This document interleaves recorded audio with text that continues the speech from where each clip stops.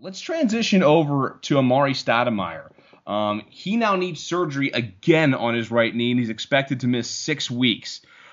He's been playing well off the bench this year, but this procedure is going to remove some tissue from that right knee.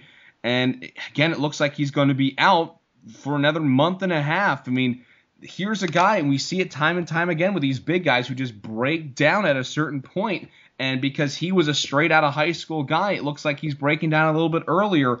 But it really looks like the Knicks and Amari Stoudemire, it really seems like that's become a bizarre little relationship that those two have developed. I'm not actually sure. I didn't do my research properly before this, but I have one word for Amari Stoudemire and the Knicks: amnesty. Yeah.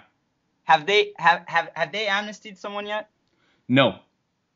Because I don't see any other thing. I mean, what is there to say? We've been through this countless times. Amari, great in the D'Antoni system in Phoenix when he had Nash as a point guard. In New York right now, it's Melo's offense. Melo's a ball stopper, and Amari Stoudemire needs a point guard to pick and roll with, and that's how he functions offensively. Defensively, a liability, doesn't always play his hardest. Never has. Well, Never has. Yeah. So now, I mean, it's just a question of him and the Knicks don't fit anymore. His contract is atrocious. I think you need to get rid of him. Well, you know what? I was mistaken before. If you remember, they used their amnesty on Chauncey Billups. A 1-year, $6 million contract. They used it on Chauncey Billups at the beginning of last year's season. Because, and then he signed on, of course, with the Clippers. But they used it on Billups instead of Stoudemire, so they're going to be on the hook for the remainder of that Stoudemire deal, which is totally and 100% unmovable. Oh, it's unmovable. There's no question about that. What do you do? You can't get rid of him. You can't get rid of him. It's just becoming it's really becoming untenable. He's coming off the bench and he's earning a massive contract. It's not feasible to keep him on the roster, but at the same time, there's no way they can move him. So they're really stuck there, the Knicks. I wonder where the Knicks are as a team, because I look at this team, and yeah, right now they're the number 2 team in the East. They've been the number 2 team in the East all year. 38-22, but I'm not sold. If they were in the West, you know what seed they'd be? They'd be the 6th seed. They'd be right behind the Denver Nuggets. They'd be the 6th seed in the West. So I get that right now they're the number 2. But just because you're the number 2 doesn't mean you're a true threat to Miami.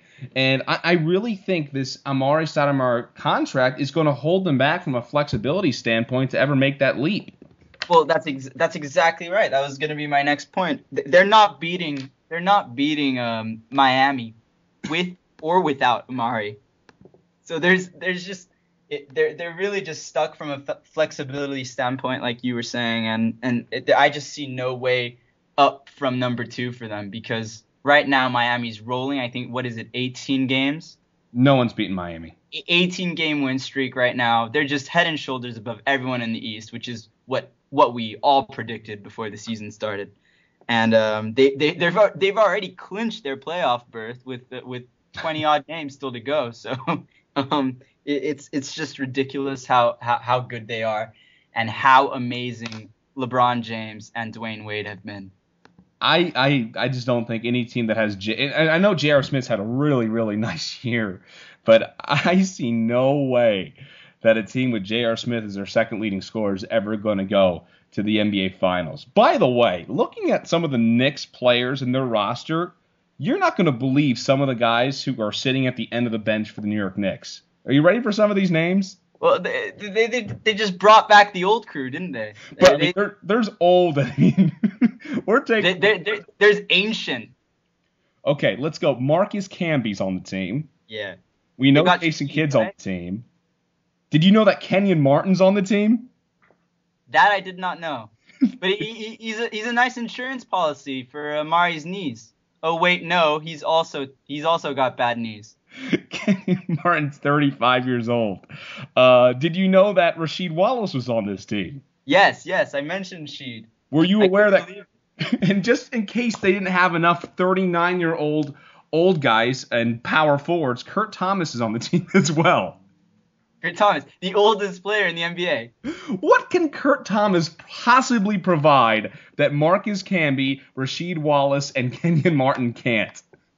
Like, what's the point of that? Defense. He's got stellar defense. He still does. He's like a fine wine. Gets better with age. I guess so. It's just unbelievable. And yeah, they have the oldest roster in basketball, but they could cut 6 players in the offseason and suddenly be a pretty young team.